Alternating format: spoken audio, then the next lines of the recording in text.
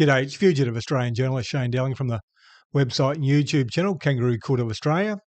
Now, Israeli President Isaac Herzog is in Australia, and it's really embarrassing for the federal government and Prime Minister Anthony Albanese. He shouldn't be here. Doesn't matter how you look at it. There's no benefit for Australians. The only benefit is for Israel and their propaganda machine, so they can say to other countries around the world that Australia had a visit from President Isaac Herzog, so they obviously support Israel. Why aren't you supporting Israel? Now, I've just done up a draft article for tomorrow, Thursday the 10th of February 2026, and I'll read that article out to you now, and I'll show you a short video too from one of the Zionists pushing his propaganda. The article's titled, Anthony Albanese legitimises Israel's genocide of the Palestinians with visit by President Isaac Herzog. It starts off, Prime Minister Anthony Albanese has said to Australians and the rest of the world, with the visit of Israeli President Isaac Herzog, that Australia does not care about Israel committing genocide of Palestinians in Gaza. There is zero net benefit for Herzog's visit to Australia, because any benefit to Australia's small Jewish population will be greatly outweighed by the disgust by many Australians, including many Jews, for supporting Israel's genocide with Herzog's Australian visit. Israel will use President Isaac Herzog's visit to Australia for global propaganda and to put pressure on other countries to support Israel. That, to some degree, makes Australia complicit in what Israel is doing in Gaza. And the picture up on screen now is the Israeli President Isaac Herzog signing a bomb before they blow up some children and innocent people in Gaza. Now, Chris Sidoti, who is an Australian expert on international human rights law, a lawyer and advocate, he is also the former Human Rights Commissioner and a former Commissioner of the Australian Law Reform Commission.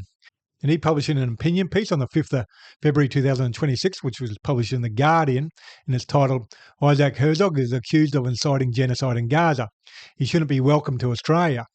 And that article starts off, Anthony Albanese should recognise he made a terrible mistake in inviting the Israeli president to Australia and put a stop to the divisive political visit. It's not too late for Anthony Albanese to withdraw his invitation to the Israeli president, Isaac Herzog.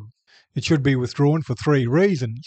The International Court of Justice has found that Israel unlawfully occupies the Palestinian territories, has unlawfully purported to annex parts of the Palestinian territories, and unlawfully plants, encourages and maintains unlawful settlements in Palestinian territories. The court is also trying a case in which Israel is accused of genocide. The International Criminal Court has issued arrest warrants against the Israeli Prime Minister and former Defence Minister, citing allegations of war crimes and crimes against humanity. The same court is investigating other senior Israeli military and political leaders on similar charges. The United Nations Commission of Inquiry on the occupied Palestinian territory has found evidence of war crimes, crimes against humanity, and genocidal intent by Israeli leaders, and recommended their prosecution. Israel is a rogue state whose head of state, its supreme representative, should not be permitted to visit Australia. The second reason is about Herzog himself. The Commission of Inquiry found that Herzog has incited genocide. Now, you can read the full article on the Guardian website. But that's a pretty damning article by Chris Sidoti, the former Australian Human Rights Commissioner. Herzog should be nowhere near Australia. And Anthony Albanese and the Labor Party got a lot to answer for. Now, I'm about to show you a video of Alex Rivchin, a Ukrainian-born Australian author, advocate, media commentator and lawyer. He's co-chief executive officer of the Executive Council of Australian Jewry. He advocates on behalf of the Australian Jewish community. He is also a frequent guest on US, Israeli and Australian media. And he's a full-on propagandist. His loyalty is to Israel. And here's a video from a couple of days ago. Alex, are you prepared to answer that question about IDS being a terrorist organisation? It's not a terrorist organisation. It's not. What does it do? It's the army of a sovereign state. What about zombie? It killed zombie Franks, Australian citizen. We're deeply indebted to the IDF and to its heroes. And, Heroes committing war crimes daily, hourly basis. I told you what I think. I think they're heroes, and we salute them and we draw strength from them. Okay, this is. Why would any real Australian be supporting the defence force of a foreign country, especially when they're committing genocide? He claims to advocate on behalf of the Australian Jewish community. Well, he doesn't. He advocates on behalf of Israel, and that's it. Now, the Jewish Council of Australia, who do advocate on behalf of Australian Jews, just published an ad in the media, and it says, Jews say no to Israeli President Herzog.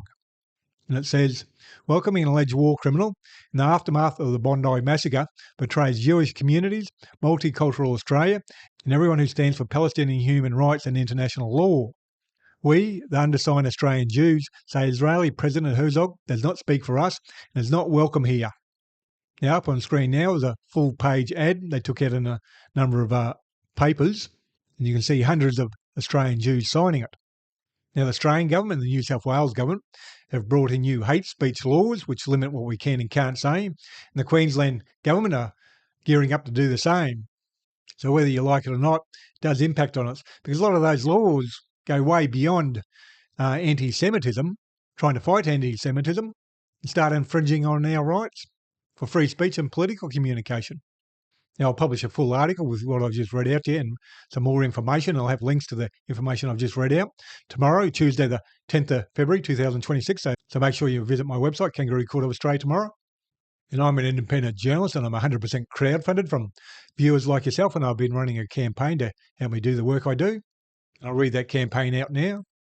11 weeks ago, I launched a campaign with a simple goal: find 200 new monthly supporters. So I can keep doing this work as a fully independent journalist, running this website and YouTube channel without corporate backing or paywalls. Since then, 119 wonderful people have stepped up and become monthly supporters. That's huge, thank you. We're now at 81 to go. If you've been enjoying the work and aren't yet supporting monthly, I'd be incredibly grateful if you consider joining them. Here's the situation. Like most independent journalists, I'm basically a one-person small business. Right now, a lot of us are feeling the squeeze, just like many small businesses and households are. To stay afloat and keep bringing you the reporting I do, I need roughly 200 more people, well, 81 now, chipping in whatever you can comfortably afford each month. Anything from $3 to $100 or whatever works for your budget makes a real difference. There's no lock-in and you can cancel or adjust at any time. If that feels doable right now, you can see all the donations options on the donations page on my website, and there'll be a link for the donations page below this video on YouTube. Your support, whether it's a monthly donation or one-off donation or just sharing my work, is what keeps independent voices like this one alive. And please do your bit to help shine a light on corruption and share this video on social media. And please hit the like and subscribe button and notification button. That way you get notified when I publish new videos. Other than that, thank you for your time and have a good day.